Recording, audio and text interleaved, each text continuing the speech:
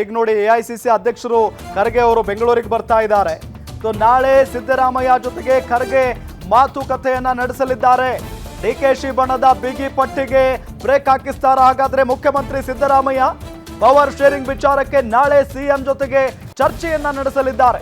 ನಾನೇ 5 ವರ್ಷ ಪೂರ್ಣಾವಧಿ ಸಿಎಂ ಅಂತ ಸಿದ್ದರಾಮಯ್ಯನವರು ಹೇಳಿದ್ದಾರೆ. ಈಗಾಗಲೇ DK ಬ್ರದರ್ಸ್ ಜೊತೆಗೆ ಚರ್ಚೆ ಬಳಿಕ ನಾಳೆ ಸಿಎಂ ಜೊತೆ ಮೀಟಿಂಗ್ ಇರುತ್ತೆ. ನಾಳೆ ಮಲ್ಲಿಕಾರ್ಜುನ ಖರ್ಗೆಯನ್ನ ಸಿಎಂ ಸಿದ್ದರಾಮಯ್ಯನವರು ಭೇಟಿ ಮಾಡ್ತಾರೆ. ಸೊ ಇದೇ ನಾಯಕತ್ವ ಬದಲಾವಣೆಯ ವಿಚಾರ ದೊಡ್ಡ ಮಟ್ಟದಲ್ಲಿ ಚರ್ಚೆ ಆಗ್ತಾ ಇದೆ. ಈ ಚರ್ಚೆಗೆ ಬ್ರೇಕ್ ಹಾಕಿಸುವಂತ ಕೆಲಸವನ್ನ ಮುಖ್ಯಮಂತ್ರಿ ಸಿದ್ದರಾಮಯ್ಯನವರು AICC ಅಧ್ಯಕ್ಷ ಮಲ್ಲಿಕಾರ್ಜುನ ಖರ್ಗೆ ಅವರ ಮುಖಾಂತರ ಮಾಡ್ತಾರಾ? ಯಾಕೆ ಈ ಪ್ರಶ್ನೆ ಉದ್ಭವ ಆಗಿದೆ ಅಂತ ಅಂದ್ರೆ, ಇವತ್ತು ಮೈಸೂರಿನಲ್ಲಿ ಸಿಎಂ ಸಿದ್ದರಾಮಯ್ಯನವರು ಖಡಕ್ ಆಗಿ ಒಂದು ಸಂದೇಶವನ್ನ ರವಾನೆ ಮಾಡಿಸ್ತಾರೆ. ನಾನೇ 5 ವರ್ಷ ಮುಖ್ಯಮಂತ್ರಿ ಅಂತ ಹೇಳ್ತಾರೆ ಬಹಿರಂಗವಾಗಿ. ನಾಯಕತ್ವ ಬದಲಾವಣೆಯ ಚರ್ಚೆ ಇರುವಂತ ಸಂದರ್ಭದಲ್ಲಿನೇ ನಾನೇ 5 ವರ್ಷ ಮುಖ್ಯಮಂತ್ರಿ ಆಗಿರ್ತೀನಿ ಅಂತ ಹೇಳ್ತಾರೆ. ಸೊ ಈ ನಿಟ್ಟಿನಲ್ಲಿ ಈ ಪವರ್ ಶೇರಿಂಗ್ ವಿಚಾರಕ್ಕೆ ಸಂಬಂಧಪಟ್ಟಂತೆ ನಾಳೆ ಏನ್ ಚರ್ಚೆ ಆಗುತ್ತೆ AICC ಅಧ್ಯಕ್ಷರ ಜೊತೆಗೆ ಅನ್ನೋದು ಒಂದು ಪ್ರಶ್ನೆ. ಎಸ್ ಮಾರುತಿ ಪಾವಗಡ, ಇಂಟ್ರೆಸ್ಟಿಂಗ್ ಆಗಿ ನಡೀತಾ ಇದೆ ರಾಜ್ಯ ರಾಜಕಾರಣ ಮತ್ತು ಈ ಒಂದು ಬೆಳವಣಿಗೆ. ಯಾಕೆಂತ ಹೇಳಿದ್ರೆ ಒಂದು ಕಡೆ ಹೈಕಮಾಂಡ್ ಮಟ್ಟದಲ್ಲಿ ಚರ್ಚೆಯಾಗಿ ದೆಹಲಿಗೆ ಹೋಗಿ ಚರ್ಚೆ ಆಗಿ ಬಂದ ಬಳಿಕವೂ ಕೂಡ ಸಿದ್ದರಾಮಯ್ಯನವರು ಮತ್ತೆ ಹೇಳ್ತಾ ಇದ್ದಾರೆ ನಾನೇ 5 ವರ್ಷ ಮುಖ್ಯಮಂತ್ರಿಯಾಗಿ ಮುಂದುವರಿತೀನಿ ಅಂತ ಹೇಳಿ. ಆದರೂ ಕೂಡ ಈ ಚರ್ಚೆ ಯಾಕೆ?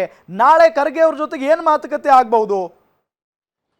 ಇಲ್ಲ, ಮುಖ್ಯಮಂತ್ರಿ ಸಿದ್ದರಾಮಯ್ಯ ಅವರಂತೂ ಪದೇ ನಾನೇ ಈ ಅವಧಿಯನ್ನು ಕಂಪ್ಲೀಟ್ ಮಾಡ್ತೀನಿ ಅಂತ ಹೇಳ್ತಿದ್ದಾರೆ. ಆದರೆ ರೇಸಲ್ಲಿರುವಂತಹ DK ಶಿವಕುಮಾರ್ ಅವರು ಅದನ್ನು ಅಷ್ಟು ಸುಲಭವಾಗಿ ಈಡೇರೋದಕ್ಕೆ ಬಿಡೋದು ಡೌಟ್. ಯಾಕಂತ ಹೇಳಿದ್ರೆ 2023ರಲ್ಲಿ ಅವತ್ತೇ ಹೇಳಿದ್ರು ನಾನು ಕೂಡ ಮುಖ್ಯಮಂತ್ರಿ ಸ್ಥಾನದ ಆಕಾಂಕ್ಷಿ ಅಂತ. ಜೊತೆಗೆ ಹಳೆ ಮೈಸೂರು ಭಾಗದಲ್ಲಿ ಪ್ರಚಾರಕ್ಕೆ ಹೋದಾಗ ಪ್ರತಿ ವಿಧಾನಸಭಾ ಕ್ಷೇತ್ರದಲ್ಲೂ ಕೂಡ DK ಶಿವಕುಮಾರ್ ಅವರು ಇದನ್ನೇ ಹೇಳ್ತಲೇ ಬಂದರು, ನನಗೆ ಈ ಬಾರಿ ಅವಕಾಶ ಸಿಗ್ತಿದೆ, ಕಾಂಗ್ರೆಸ್ ಪಕ್ಷದ ಕೈ ಹಿಡೀರಿ, ಇಂಥ ಅವಕಾಶ ಮತ್ತೆ ಬರೋದಿಲ್ಲ. 99ರಲ್ಲಿ SM ಕೃಷ್ಣ ಅವ್ರಿಗೆ ಇಂಥ ಅವಕಾಶ ಬಂದಾಗ ನೀವೆಲ್ಲರೂ ಕೂಡ ಒಗ್ಗಟ್ಟಾಗಿ ಅವತ್ತು ಕಾಂಗ್ರೆಸ್ ಪರವಾಗಿ ನಿಂತ್ರಿ. ಹಾಗಾಗಿ SM ಕೃಷ್ಣ ಅವರು ಮುಖ್ಯಮಂತ್ರಿ ಆಗೋದಕ್ಕೂ ಕೂಡ ಕಾರಣ ಆಯಿತು. ಜೊತೆಗೆ ಬೆಂಗಳೂರು ಸೇರಿದಂತೆ ಹಲವು ಕಡೆ SM ಕೃಷ್ಣ ಅವರು ಮಾಡಿದಂಥ ಒಂದು ಕೆಲಸಗಳು ಇಡೀ ಪ್ರಪಂಚದಲ್ಲಿ ಇವತ್ತು ಬೆಂಗಳೂರು ಬಗ್ಗೆ ಚರ್ಚೆ ಆಗ್ತಿದೆ. ಅಂಥ ಒಂದು ಕೆಲಸ ಮಾಡೋದಕ್ಕೆ ನನಗೆ ಅವಕಾಶ ಸಿಗ್ತಿದೆ, ಹಾಗಾಗಿ ನೀವು ಈ ಬಾರಿ ಕಾಂಗ್ರೆಸ್ ಪರ ನಿಲ್ಲಬೇಕು ಅನ್ನುವಂಥ ಒಂದು ಸಂದೇಶವನ್ನು ರವಾನೆ ಮಾಡಿದ್ರು. ಆ ನಿಟ್ಟಿನಲ್ಲೇ JDSಗೆ ಅಂತಲೂ ಕೂಡ ಈ ಬಾರಿ ಹಳೆ ಮೈಸೂರು ಭಾಗದಲ್ಲಿ ಕಾಂಗ್ರೆಸ್ ಪರವಾಗಿ ಆ ಸಮುದಾಯ ಹೆಚ್ಚಾಗಿ ನಿಲ್ತು. ಇದನ್ನು ಇವತ್ತು ಮಲ್ಲಿಕಾರ್ಜುನ ಖರ್ಗೆ ಅವರನ್ನು ಭೇಟಿ ಮಾಡಿದಾಗ ಸಹಜವಾಗಿ DK ಶಿವಕುಮಾರ್ ಅವರು ಈ ವಿಚಾರವನ್ನು ಪ್ರಸ್ತಾಪ ಮಾಡ್ತಾರೆ. ಹಾಗಂದ ಮಾತ್ರಕ್ಕೆ ಅಷ್ಟು ಸುಲಭವಾಗಿ ಈ ಸ್ಥಾನವನ್ನು ಸಿದ್ದರಾಮಯ್ಯ ಅವರು ಕೂಡ ಬಿಟ್ಕೊಡೋದಕ್ಕೆ ರೆಡಿ ಇಲ್ಲ. ಸಿದ್ದರಾಮಯ್ಯ ಅವ್ರಿಗೆ ಈ ಅವಧಿ ಕಂಪ್ಲೀಟ್ ಮಾಡಬೇಕು ಅನ್ನುವಂಥ ಒಂದು ಚರ್ಚೆ ಇದೆ. ಜೊತೆಗೆ ಸಿದ್ದರಾಮಯ್ಯ ಮತ್ತು DK ಶಿವಕುಮಾರ್ ಇಲ್ಲಿ ಸಮಸ್ಯೆ ಅಲ್ಲ. ಸಿದ್ದರಾಮಯ್ಯ ಅವರು ಸುತ್ತಲೂ ಒಂದು ಟೀಮ್ ಇದೆ, ಅದೇ ರೀತಿ DK ಶಿವಕುಮಾರ್ ಅವರ ಸುತ್ತಲೂ ಕೂಡ ಒಂದು ಟೀಮ್ ಇದೆ. ಈ ಅವಧಿಯನ್ನು ಬಿಟ್ಟರೆ ನೀವು ಮತ್ತೆ CM ಆಗೋದಿಲ್ಲ ಅನ್ನುವಂಥ ರೀತಿಯಲ್ಲಿ DK ಶಿವಕುಮಾರ್ ಅವ್ರಿಗೆ ಕಿವಿಯಲ್ಲಿ ಹೇಳುವಂತಹ ಸಂಖ್ಯೆ, ಶಾಸಕರ ಸಂಖ್ಯೆ ಆಗಿರ್ಬೋದು, ಮುಖಂಡರುಗಳ ಸಂಖ್ಯೆ ಆಗಿರ್ಬೋದು, ಅವ್ರಿಗೂ ಜಾಸ್ತಿ ಇದೆ. ಅದೇ ರೀತಿ DK ಶಿವಕುಮಾರ್ ಅವ್ರಿಗೆ ಯಾಕೆ ಬಿಟ್ಕೊಡ್ತೀರಾ? ನಿಮ್ಮಿಂದಲೇ ಎಲ್ಲ ಆಗಿದ್ದು, ನಿಮ್ಮಿಂದಲೇ ಕಾಂಗ್ರೆಸ್ ಪಕ್ಷ 136 ಸ್ಥಾನ ಬಂದಿದ್ದು, DK ಶಿವಕುಮಾರ್ ಕೇವಲ ಹಳೆ ಮೈಸೂರು ಭಾಗಕ್ಕೆ ಮಾತ್ರ ಸೀಮಿತ.